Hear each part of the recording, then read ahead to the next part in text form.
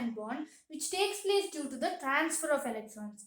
But if you remember, basically transfer means gain or loss of electrons. But if you remember, the definition of valency stated that valency is the number of electrons that can be gained, lost or shared during a chemical reaction.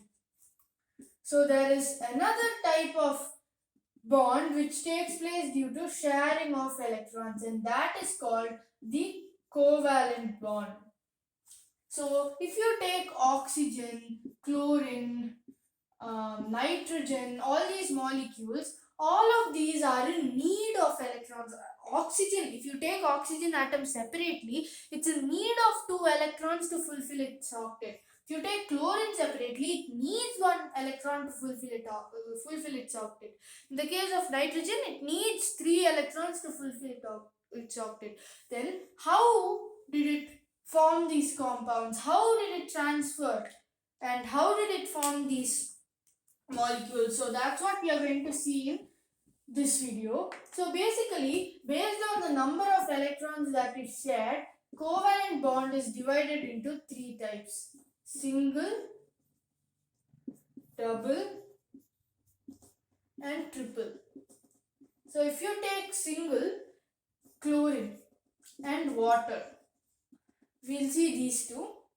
So chlorine has 7 valence electrons and another chlorine also has 7 valence electrons. So what happens? These two are shared. Now if you see, it has 6 plus 2, 8 for this atom and 6 plus 2, 8 for this atom. So one electron is contributed by this chlorine atom and one is contributed by this chlorine atom. One thing that you have to keep in mind is always the number of electrons that are contributed by each atom is equal in number. So a bond is represented using a line. So single covalent is represented by using one line like this. Similarly, if you take H2O, hydrogen has 1 valence electron, oxygen has 6 valence electrons. I am using crosses to show that these electrons belong to a different element. And another hydrogen has 1 valence electron. So these two are shared, these two are shared. In this case, you should not take this whole thing. You should not say oxygen is sharing 2, but this hydrogen is only sharing 1, this hydrogen is only sharing 1. You should not say like that. This is actually a bond like this, right? One pair is shared here, one pair is shared here. So you should take this separately and this separately. If you see like that, one is contributed by oxygen, one is contributed by hydrogen. Here also one is contributed by oxygen, one is contributed by hydrogen. So this is what a single covalent bond is. Next, if you go to double covalent bond, if you take oxygen for example, oxygen has 6 valence electrons. Another oxygen with that also has 6 valence electrons. So these two are shared, and what happens? Now it has 4 plus 4, 8, and 4 plus 4, 8 octet is also fulfilled. So this is represented like this.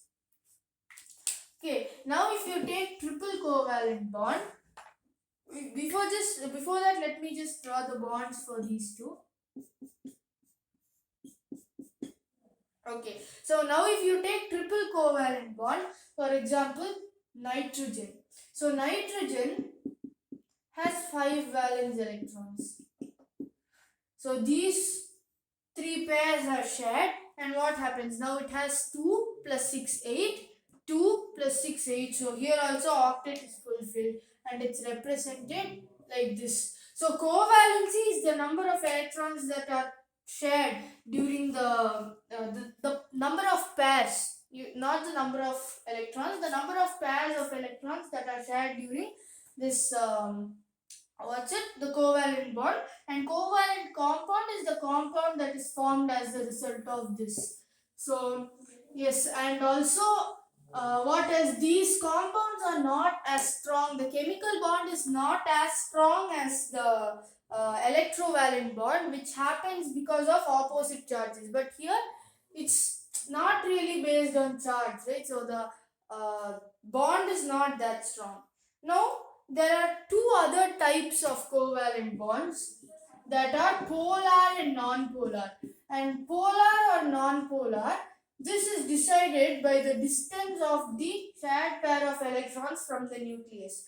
So there is a property called electronegativity, and this property of an atom is to attract the shared pair of electrons towards itself. So fluorine, oxygen, neon. This is the descending order of the electronegativity. So this has the highest electronegativity of all the elements. This has the second and this has the third. So now if you take this covalent bond, what happens is it's like a tug of war. Okay, so if you take this water molecule, this oxygen is tugging the shared pair of electrons towards itself. Hydrogen is also pulling the shared pair of electrons towards itself. But oxygen has more electronegativity. Its nuclear charge is higher. It has 8 protons, 8 positive charges. So it tends to pull these towards itself. Like this force is more. So the shared pair of electrons are attracted towards this oxygen.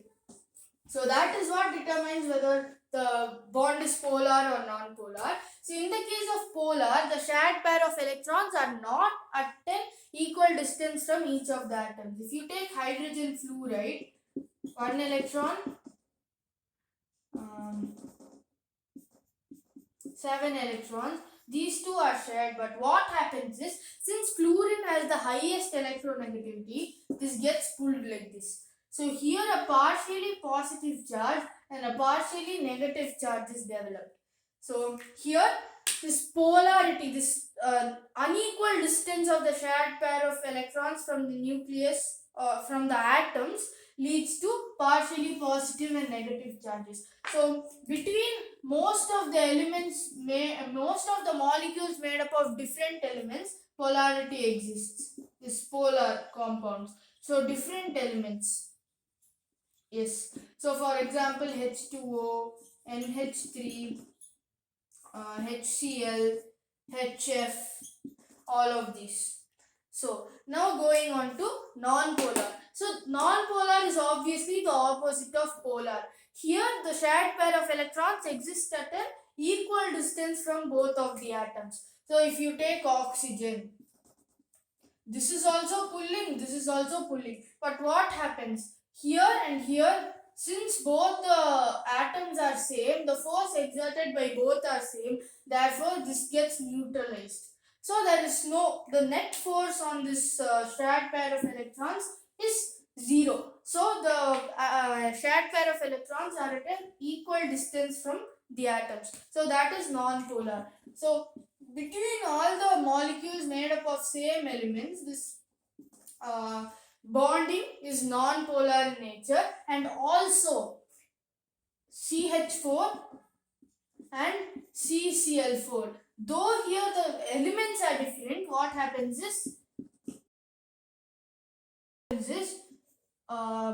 the chlorines, they all are pulling like this.